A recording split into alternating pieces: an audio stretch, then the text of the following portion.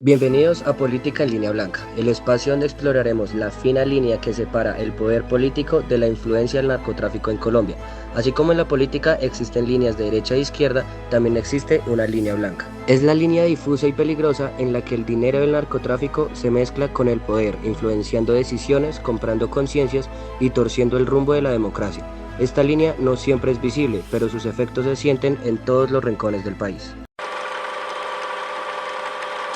Somos Oscar y Juan Manuel, y hoy hablaremos de cómo el narcotráfico ha infiltrado la política en diferentes momentos, desde Pablo Escobar en los 80 hasta escándalos recientes como la ñeñe política y el caso Papá Pitufo. Vamos a desenredar esta red de relaciones y a entender qué significa esto para el presente y futuro del país. Los inicios, Pablo Escobar y la política de los 80. A principios de los 80, Pablo Escobar no era solo un narcotraficante, era un hombre que quería poder, y el poder en Colombia no solo se obtenía con balas, sino también con votos. En 1982, Escobar logró ser elegido suplente de la Cámara de Representantes por el movimiento Alternativa Liberal Auténtica. La ideología principal de nuestro movimiento es civismo, nacionalismo, programas sociales, ecológicos y deportivos. ¿Usted se cree el Robin Hood antioqueño?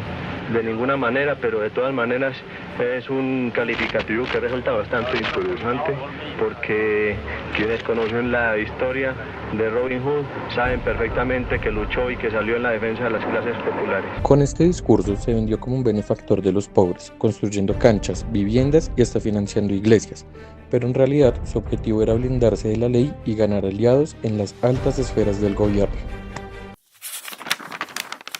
Escobar nunca ocultó sus intenciones, decía que plata o plomo era su forma de hacer negocios, y en la política no fue la excepción. Cuando el entonces ministro de Justicia, Rodrigo Lara Bonilla, denunció la infiltración del narcotráfico en el Congreso, Escobar ordenó su asesinato en 1984. Esto fue el principio del fin para Escobar en la política, pero solo el inicio de la violencia del narcotráfico contra el Estado. Tras la muerte de Lara Bonilla, la presión sobre Escobar creció, fue expulsado del Congreso y su imagen pública se desplomó. El gobierno colombiano, con apoyo de Estados Unidos, intensificó su persecución. Sin embargo, Escobar no se retiró sin pelear. Desde la clandestinidad, desató una ola de atentados que cobraron la vida de jueces, periodistas y candidatos presidenciales. Uno de los golpes más duros contra el Estado fue la bomba en el edificio del DAS en 1989. Un ataque que dejó más de 60 muertos y evidenció el alcance de su guerra contra el gobierno. Escobar ya no buscaba poder político, sino venganza. Lo que empezó como una estrategia para consolidar su impunidad terminó convirtiéndose en una lucha sangrienta que marcaría la historia del país. El proceso 8000, el dinero del cartel de Cali en las elecciones de 1994. Avancemos a los años 90. El cartel de Cali, liderado por los hermanos Rodríguez Orejuela, no operaba como Escobar.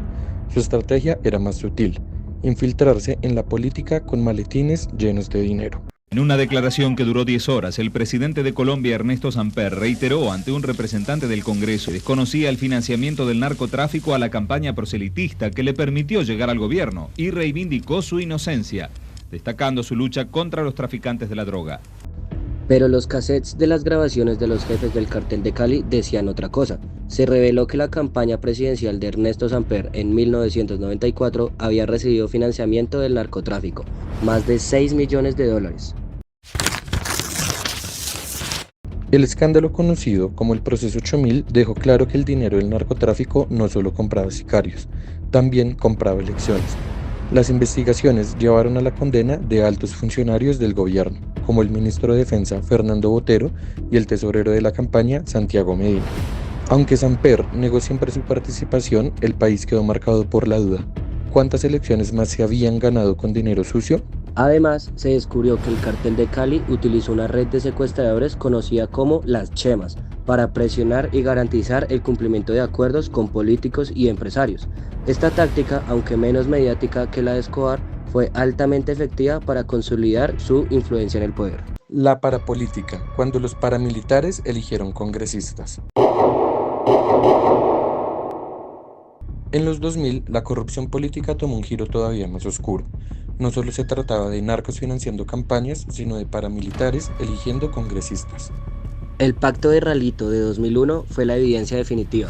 Más de 60 congresistas fueron investigados y condenados por sus vínculos con grupos paramilitares. Estos acuerdos establecieron que los paramilitares apoyarían con dinero y presión armada a candidatos que luego legislarían a su favor. El narcotráfico fue clave en este fenómeno, pues los paramilitares financiaban sus operaciones con el tráfico de cocaína. Así, la parapolítica no fue solo una alianza política, sino una muestra de cómo el narcotráfico usó la violencia para controlar el Estado. Ñeñe Política y el caso Papá Pitufo. El vínculo entre narcotráfico y política no es solo parte de nuestra historia, sino una muestra de nuestra realidad actual. Estos son dos de los casos más recientes que evidencian lo que fue y es Colombia. Ambos reflejan la influencia del dinero del narcotráfico en la financiación de campañas políticas y en la toma de decisiones gubernamentales. Empecemos por la Ñeñe Política. José Guillermo Hernández, conocido como el Ñeñe, era un ganadero con estrechas conexiones con el narcotráfico y el paramilitarismo. Su nombre apareció en interceptaciones telefónicas de la Fiscalía, donde se hablaba de la compra de votos para favorecer la campaña presidencial de 2018. Las grabaciones revelaron que el Ñeñe movía dinero y tenía contactos de alto nivel en la política. Pero, ¿qué pasó con esta investigación? A pesar de la evidencia, no se ha avanzado significativamente en esclarecer el caso, lo que deja un manto de duda sobre la transparencia del proceso electoral y la posible infiltración del narcotráfico en el poder. Ahora centrémonos en el caso de Papá Pitufo. Diego Marín Buitrago, apodado Papá Pitufo y conocido como el zar del contrabando, ha sido una figura controvertida en Colombia. Recientemente se reveló que Marín intentó donar más de $100.000 a la campaña presidencial de Gustavo Petro. Aunque el equipo de Petro detectó y devolvió el dinero ilícito, este incidente puso de manifiesto la persistente amenaza de infiltración del crimen organizado en la política colombiana. Además, Marín logró gestionar y obtener una pensión de vejez en Colombia mientras se encontraba en Europa, evadiendo órdenes de captura internacionales. Según informes, realizó el trámite desde Portugal, donde se ocultaba tras huir de España. Todo el proceso se llevó a cabo de manera virtual, y Colpensiones aprobó su solicitud sin detectar irregularidades aparentes.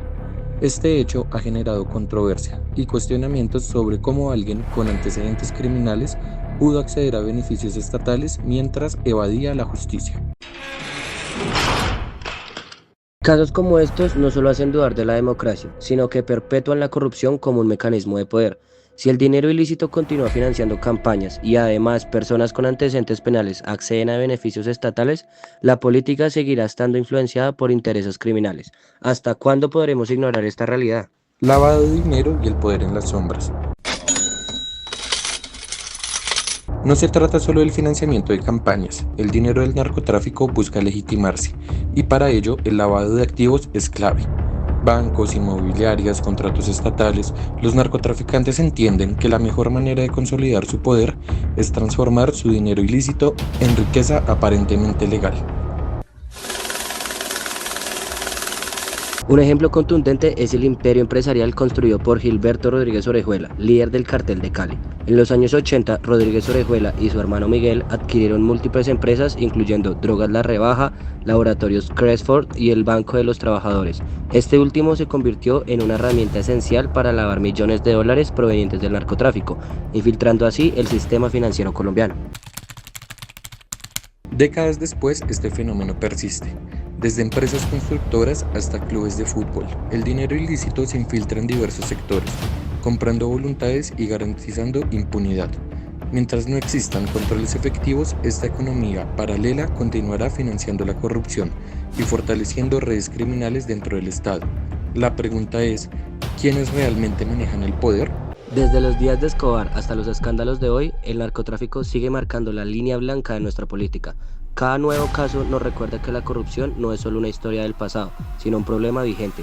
Esta línea blanca se ha trazado con dinero sucio, violencia e impunidad, y mientras siga existiendo, seguirá comprometiendo el futuro del país. Pero la historia no está escrita en piedra. Si fortalecemos nuestras instituciones, si exigimos transparencia y justicia, si como ciudadanos nos negamos a normalizar la corrupción, esta línea blanca puede empezar a desdibujarse. Solo cuando entendamos la profundidad del problema podremos trabajar hacia una política más limpia, más justa y más digna.